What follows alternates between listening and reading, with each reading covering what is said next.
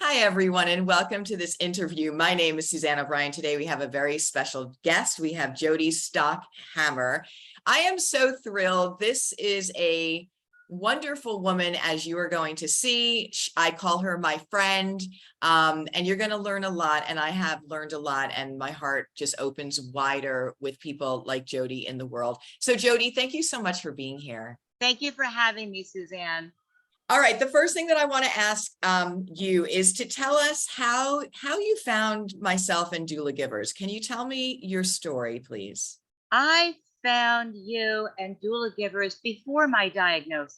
Mm-hmm. I was always attracted to the hospice model, the compassionate model, the merciful model, the reasonable model, and the bereavement model. And so I was involved and was always coming at life from that point of view. Actually, I just posted something recently that said life is so much more beautiful when you take a step back. Earth is more beautiful from the moon. Life is more beautiful from the perspective of death, from end of life. And that was always my approach. I'm one of those people that, when I read a book, I start at the end. I read the last page. I just have to know. I have to have that, take a step back, that perspective. And so one thing led to another. I became aware of hospice probably in my 30s and volunteered and learned so much about the family model, the disease model, the merciful model. And years went by, and recently came across, it must have been through social media that I came across you, and I came across the idea of an end-of-life doula. I never had kids. And so the whole model of, I'm under a butterfly bush that attracts butterflies and bees. So if I'm waving things away, it's not my fans. It's the bees. Yeah. Yeah, exactly. So yeah, no, I just lost my, ever since they told me that this could possibly net to the brain, I've decided that I'm losing my mind. Oh, well, no, I mean, look, I think that we all have those moments. So let's just stop there for a minute, because I think what you said is very significant. And I love the fact of always being attracted to that holistic, what I would call holistic model, the whole self, the, you call it merciful and everything. And then I love when you talk about stepping back and looking at a view from above. And I also call that the heart lens, the bigger perspective, the one with all the wisdom that can really make sense of all those, things that we go through in life and that seem so heavy and blocked in. So I love that. Now, the other thing that you shared is that you don't have children. And that is a very common thing right now that we have an aging population that, usually it's the adult child, not always, by the way, that cares for parents, but there's a very large, almost 20 million in the United States population that over 65 that don't have children.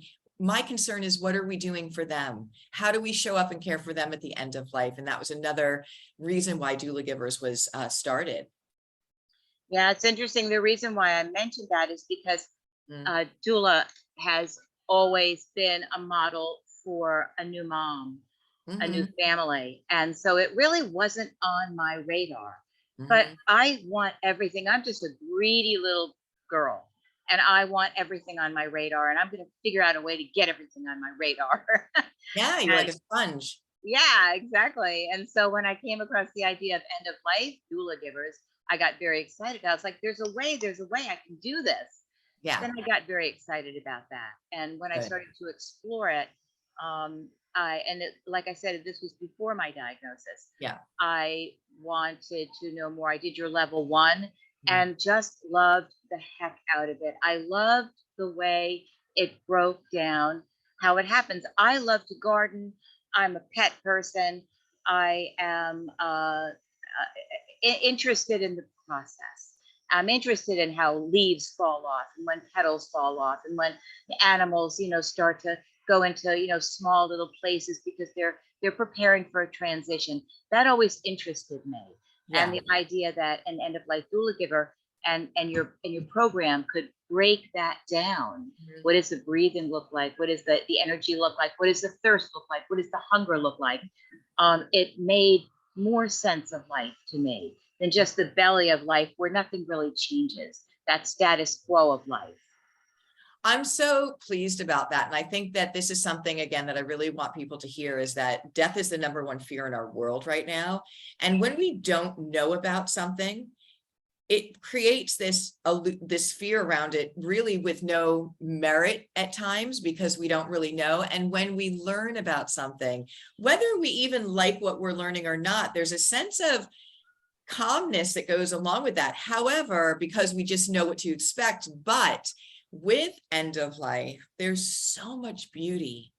Like you started this conversation saying that looking at life and living life through the lens of death is how you wanted to look at life, because you wanted it to be this full experience. And that's how we have a full experience, by knowing that one day it won't be the same, by living with that awareness, because you appreciate and interact so differently. So that is wonderful. So when you took the level 1, it brought you peace. I loved the level 1. Then, of course, I got my diagnosis, Yeah. and I immediately reached out to your organization and immediately got a positive response. Somebody right down the street. I mean, metaphorically, she's probably, 40 minutes away. She and I had a nice conversation. She was responsive. She gave me, and I appreciated her boundaries. She's a professional and she's not a volunteer.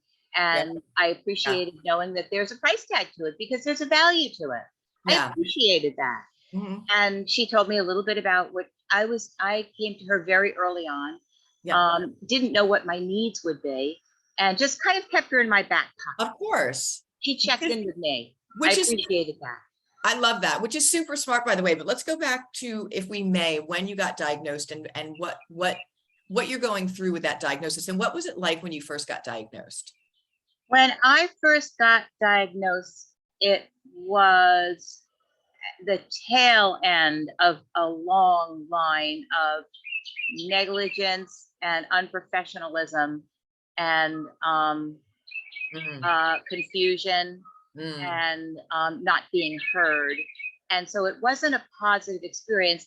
I believe it could have been, but that's just me. Sure. Yeah. I train in a gym. I think a positive experience, is pain. Not necessarily pain, but pain is a messenger. Information can be a positive experience. Well, sure. It was not a positive experience. And so that is the best way that I can put it. I had some interesting reactions from family members, from friends. I had always followed an alternative lifestyle, in the sense that I fell outside of the quote unquote, I'm in New York. I don't know. Are you in, you're in America? North Carolina right now. North Carolina. Yeah.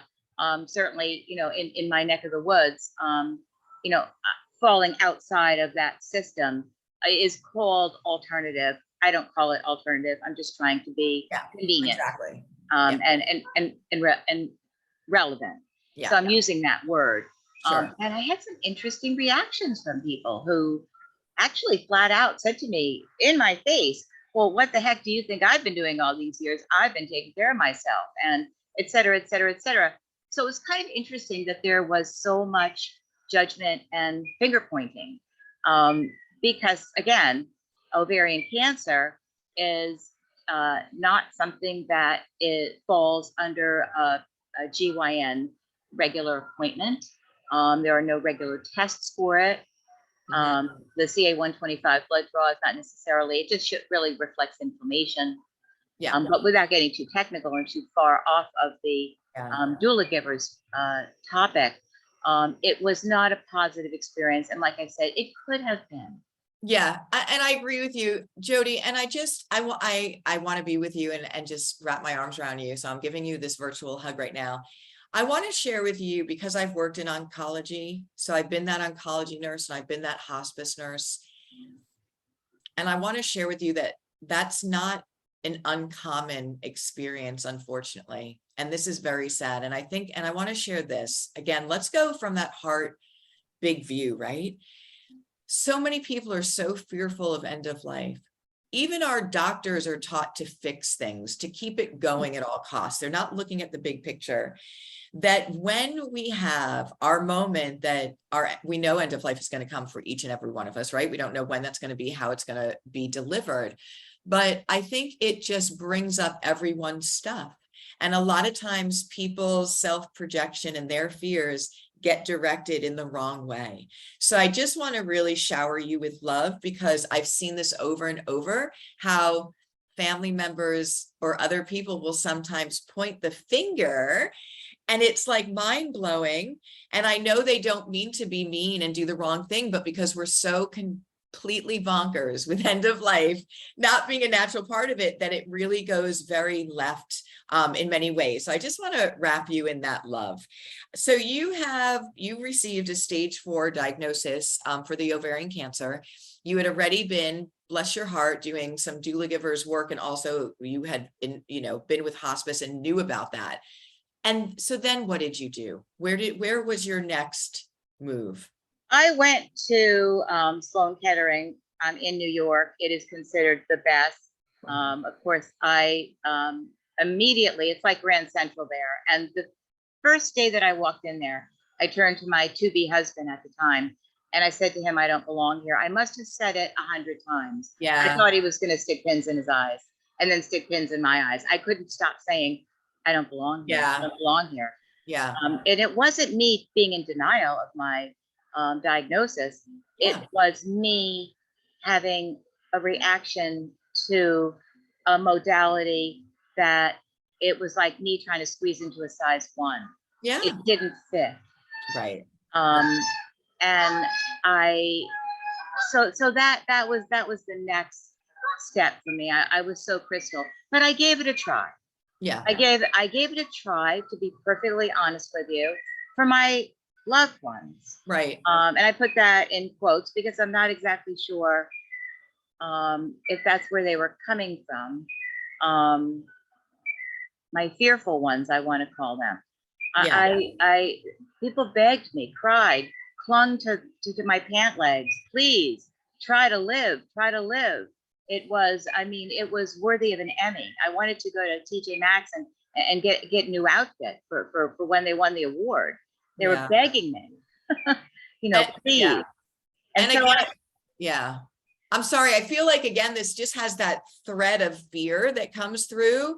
And I see it as well. Like I see people, especially who are very advanced in their disease processes, and there's no chance of reversing it. Families doing the same thing, asking them to do this and do that.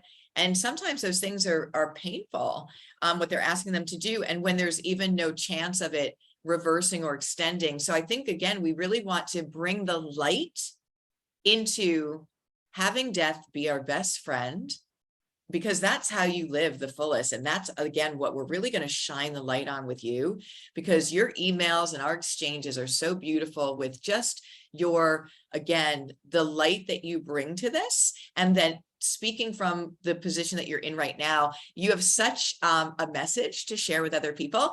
So understand that, we do things for our loved ones, but my hope is that we can get this conversation out, that everyone will respect everyone's wishes and be okay and not project on them, just because I know that can get a little funky. So when you discontinued Sloan, what did you do then? Did you start, did you reach out to, how did that go? What was the next step there? I waited until I was hospice appropriate, and then I was young. I was so there. Good. I was like, sign me up. Yes. And hospice is wonderful. And oh golly gee, it's wonderful. Mm-hmm. And what's interesting is that the medical oncologist, I remember as I was leaving the office, just patted me on the shoulder, and she said, good luck, dear. And I remember thinking to myself, luck? I thought this was science. I remember thinking, I don't need luck. Good luck at what? Escaping death? Living to 900? I didn't quite know, but I digress. So I immediately skedaddled, skipped and hopped. I could not wait to sign up. And by the time I was admitted onto the hospice program, I had probably gone several days without eating. I could barely lift my head. I hadn't been out of bed. Okay. It was, I thought, I guess I'm one of those people that's going to drag my oxygen tank, into, my final moments, broken and bleeding. And I will be one of those people that they said, did you hear? She got into hospice just in time. I thought I was going to be one of those people. Fast forward, if I told you how I had to skedaddle and skidoo just to make this interview this morning, I was so busy. I'm thriving. I am I love this so thriving. much, Jody. I love you so much in so many ways. When you were like, well, we're going to do this, and you're like 8 o'clock in the morning on Thursday, I'm like, okay. And then when you got on here and you're like, oh my gosh, I have been doing so many things before, and to get here, I'm like, I love you. I love you. I love you. So let's, hospice is so incredibly beautiful. And, I really want people to know, look at how you shine and what you're doing. Getting on hospice early is one of the best things we could possibly do. So when you said, one of those people who just made it in time, I have to say that, yes, it's important at any time that you can get on hospice is really important, but the earlier you get on, usually the better this whole experience and the end of life goes, because there's so much richness here. So let's talk about hospice. Let's talk about doulas. Let's talk about that beautiful spectrum of holistic loving care for somebody in your space and actually everyone in our life, because we need to get back to that holistic model of love and compassion. I have no doubt that an end-of-life doula giver would have been very supportive and encouraging as I exited Sloan and entered hospice. It just wasn't the path that I took, but I would encourage absolutely anybody to reach out for that transition. And then, of course, for people who choose not to be on hospice, or for people who are not hospice appropriate, there's nothing better than that model of an end-of-life doula giver, because that is the support and encouragement. I like hospice because it is integrative. It is the disease model that I love. It's spiritual. They come to the house. It's emotional. They come to the house. It's physical. The nurse comes to the house. I am not sitting in a medical facility with my arm stuck out for 6 hours. It's they come to the house. Everything comes to the house. Yes. And it's paid for, at least here in America, in New York. It's paid for. I am campaigning and raising funds because I chose to have, probably a little too early, but probably not, I chose to have a private home health aide. He's here 120 hours a week. That's what I can afford right now. And he is the support and encouragement that's appropriate. My husband would be drowning in worry and would lose his sense of himself. And this is important, because I think that and hospice, I love hospice. I love the people that work for hospice. It's such a beautiful model of care, and it's very misunderstood in the public, is what I know. But they also, people don't fully understand the amount of time that everything comes to your house, but the nurse will come for a time period, the social worker. What about all that other time that you're home? And I love that you just shared about understanding your husband's needs and what would it be like for him, and having that other person that knows end of life to be there to hold the space. And that really is, again, the definition of a doula giver. Now you have it with a home health aide. Beautiful. As long as we understand what's needed in that dynamic for everyone, not just for you, but for your husband as well. So I love that you did that. And I think it's so important for us to understand how difficult it is on caregivers. For me, as the hospice nurse, I would come in and assess the patient, and the model is that I'm supposed to teach the loved ones how to do the care. Sometimes I was there for only an hour visit. Periodically, the fear of death. We're asking people to take care of their loved ones that are dying without them really knowing the first thing on how to do that. That is almost cruel. That has to change. And that, Jody, is again why the level 1 doula givers is out there being taught every month for free to teach families how to do this, to teach people about end of life so they don't have to be fearful, to give them inspiration about what that lens could look like if we look through it at life. So there's just so much great understanding around what we can do here. So I love that you shared the importance of hospice. It's beautiful. Getting on earlier, I think the earlier the better, knowing that everything comes to your house, and then assessing what are your needs. And I think that, again, one person cannot do end of life for another. They just can't.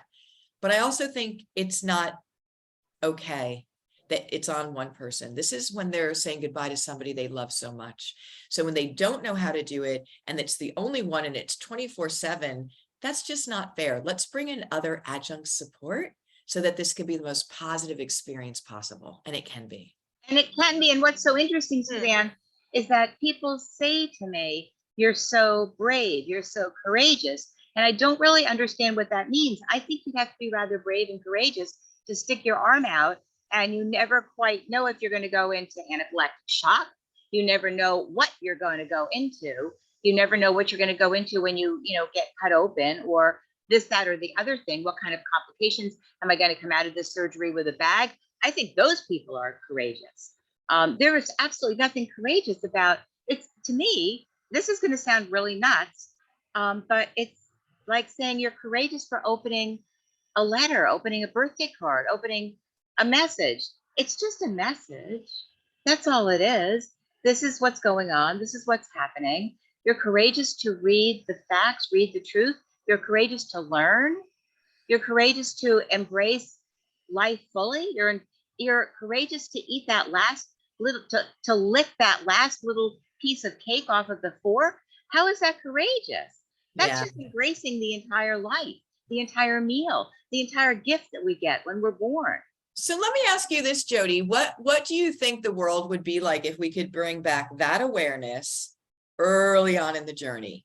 Talk to our children honestly and openly, age appropriately, about the life cycle that we have with nature and with animals and everything that happens, and looking at life from the very early stages, not at the end, with that kind of lens on. What would our life be like? What would this world be like? I think it would be so much more relevant. It would be so much easier to relate to other people. Absolutely. There's a picture of me. I had started this morning by saying that I never had kids, and that was relevant to the fact that doula wasn't on my radar until we started, being aware of your model, which is end of life. But I just changed my cell phone screen picture. It's a picture of I'm in a band, and one of our newest members just he had a baby 11 months ago, and there is somebody had said to me, do you want to hold the baby? They always say to women, do you want to hold the baby? And I always say, no, I don't want to hold the baby, but I did want to get down on the floor and be the baby. And once I was down on the floor, there was me relating to the baby. I'm comfortable on the floor. I'm comfortable on my knees. I'm comfortable at that level. I think that we would see each other more relevantly.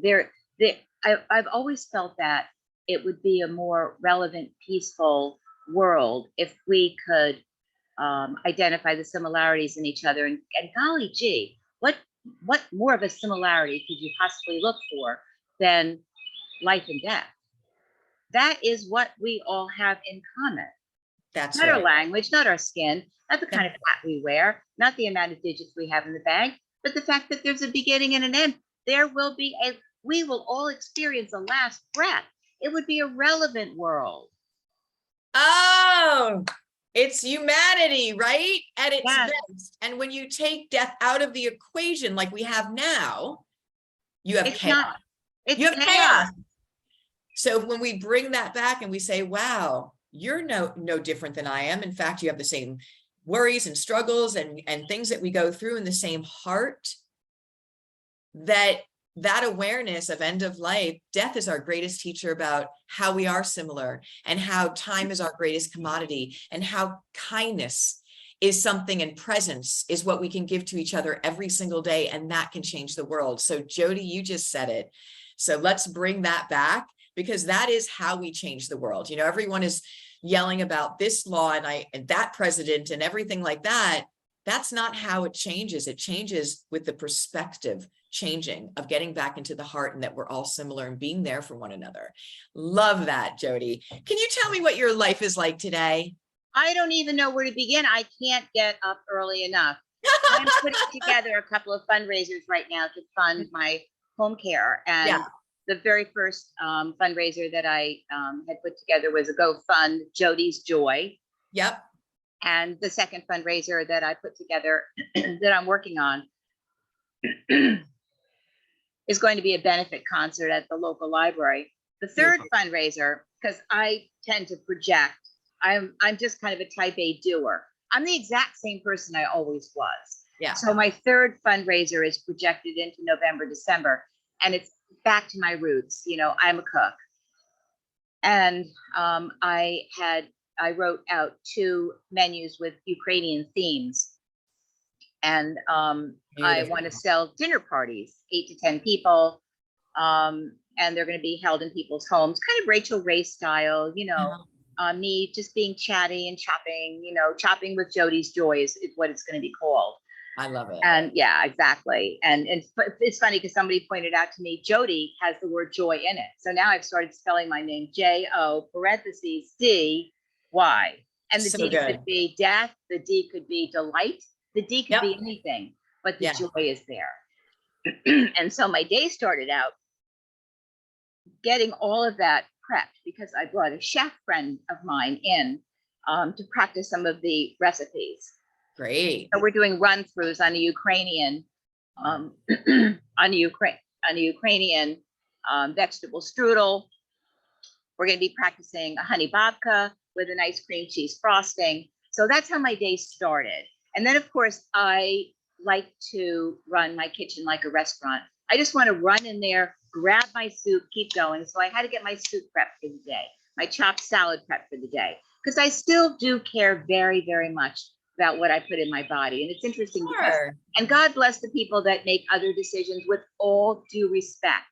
There are, you know, I'm in a local peer support group for people that are experiencing cancer. I choose to call it experiencing cancer because paradigm shifts happen. And this is a paradigm shift. That's all that happened. Yeah.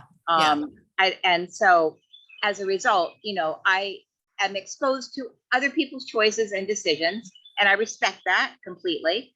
And so there are many people that say, well, you know, my doctor said it doesn't really matter what I eat at this point. So I try to chug down as many sodas as I can because that's something that I'm not going to throw up. And I'm thinking to myself, okay, that's fine. That's great. I respect that. But, you know, I still want my chopped salads, and I still want my healthy soups, and I still want my brown rice. So I had to get all my food prepped. And then, of course, I had to do all my self-care. I'm still massaging my skin. You know, I don't quite, you know, have what it takes to swing my 40-pound kettlebells anymore. And so I'm losing a little bit of, didn't want to kill that ant because he has a right to live too. I didn't want to, you know, and so I see my skin kind of collapsing where those muscles used to be. So, and I'm just aware of that now. So I make a point of, you know, making sure that I, you know, get the best products I can for my skin so that I continue to feel really good about myself. Of course, because there's no judgment. There's no judgment, but isn't it about feeling good every day, no matter what? Every day. No matter what that means to you. Every day. For everyone. So I think that's beautiful. And I know that from my talks with you and things that I feel this immense gratitude and appreciation for every single day that just lights you up with every with everything you do. There seems to be this just pile of beautiful gratitude energy with it, which shines from you, which is wonderful, and which is how we should all be living. I could have been living like this the whole time. The whole time I was going shopping, all those decades. I wish I was a 4. I wish I was a 6. I wish I was an 8. I don't think I would have known what to do with it if I put a size 4 on. You know? Now I put my clothes on, and I mean, I barely have time to zipper them up because there's so much to do. Not because I'm in a hurry to get everything done, but because I appreciate the ability to grind my coffee beans. I appreciate the ability to have this conversation with you. As soon as I'm done, I've got to skedaddle out to the bank and get a little bit of administrative work done, and then I've got to run back because the hospice nurse is coming and she's going to take my vitals, and she cares about, am I going to the bathroom, and all those questions that, golly gee, could have been asked this whole time, and maybe it wouldn't have been caught at a stage 4. Jody, when I work, and I've had the honor and privilege of working with over 1,000 people at the end of life, and I've often had this kind of answer from people that finally found their joy and their flow when they got ill, and when it kind of woke them open to presence and to their heart, living in their heart and living in that gratitude, which is such a magical space to live in. And you just said it, I could have been living like this whole time. So I really want people to hear that, because it's a place of really just perspective and changing the way you look at life and look at your day, with not doing, but more with being. And right. And when we be, all of a sudden we connect to this greater energy and love. And I really want people to hear that, because we want people not to wait, but to live it now, because you are a prime example of that. What advice would you give somebody who gets a terminal diagnosis that would help them? Get a group. I'm a group girl. I get better when I'm in a group. I get better when I share experience, strength, and hope. I get better when I'm supported and encouraged by people who are experiencing something similar. Yep. That's what helped me tremendously. And through the groups, the peer support groups, the Gilda's Club, whatever the groups were that I got involved in. I remember one of the very first things I did was call a girlfriend of mine. She was on a recurrence. And I called her and I said, I don't get you. Why don't you just kill yourself? You're going to go through this again, the surgery again, the radiation again, the chemo again.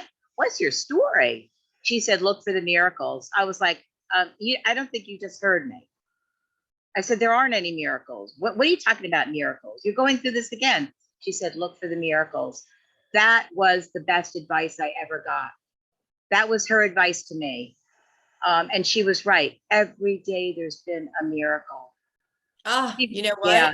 That is just the theme of life, because I think it's so hard for so many people, just on many levels. Look for the miracles, because they're there. They're there. They're there. Okay. And would you recommend to families and to people to take the Doulagivers Level 1, that free training? 100%. Take it. Right. 100%. Before you need it. Because why not? Helps. Yeah. Well, it was a comfort to me before my diagnosis. Yeah. It's a comfort to me now, being diagnosed. It's a comfort to me to be able to share it.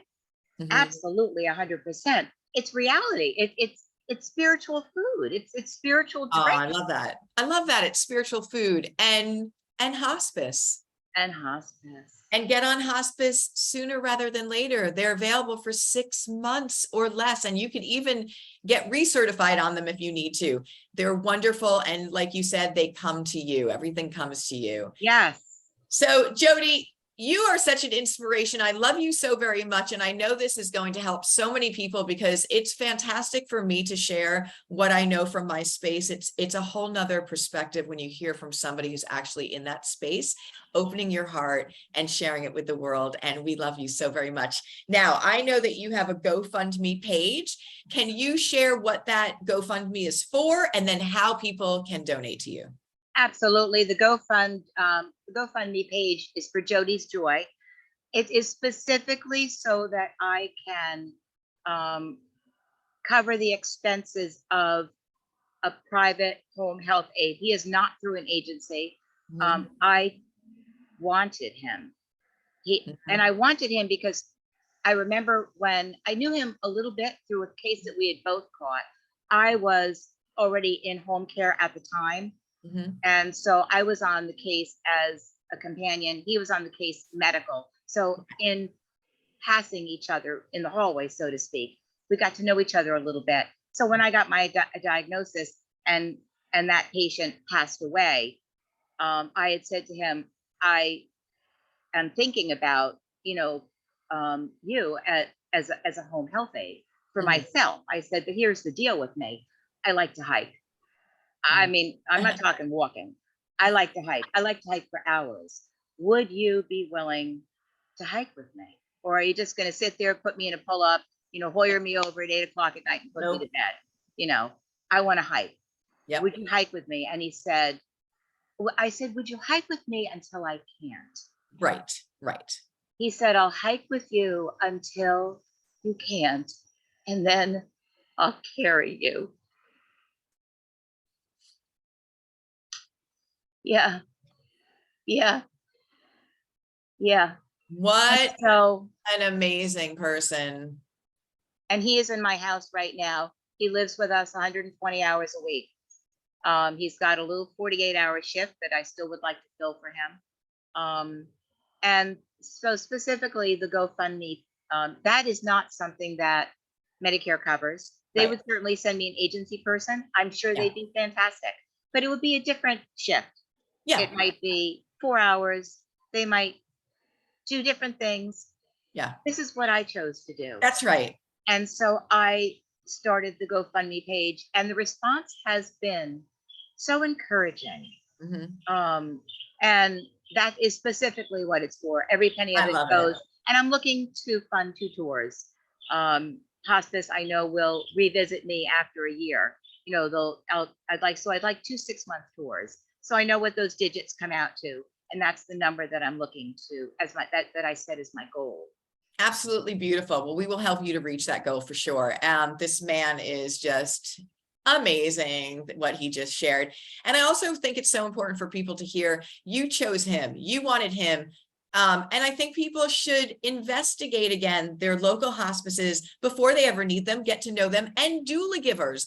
Get to know the doula givers in your area, because then if you have a relationship, who it's going to be, who you like, and there's a priceless peace of mind that comes with all of that. So planning ahead of time, in my opinion, and what I've seen, 80 to 90% leads to a better end of life. 80 to 90%. That is a win across the board. It is a win across the board. And it's interesting because we all, know that that is important when it comes to our documents. But it's still important as far as our state of mind, because the bottom line is, as you know, Suzanne, the only thing we take with us is our state of mind. That's right. So it doesn't just apply to documents, it applies to the holistic model that we talked about. Yes. Jody, you are such a light. I want to thank you, and I want to again help you to reach your goal, but also thank you for your gift of your being in this world and also your shares. It is tremendous. I know that it has helped so many, and I can't wait to continue the journey with you. I am blessed, not depressed. I love it. And I'm so grateful that you and I had an opportunity to connect. Make it a great day. I'm going to, and I hope all of you are going to. So Jody, again, thank you so much. We'll have your information below. Thank you. Thank you, everyone, for listening to this interview. My name's Suzanne O'Brien from Doula Givers, and we will see you in the next interview. Thank you.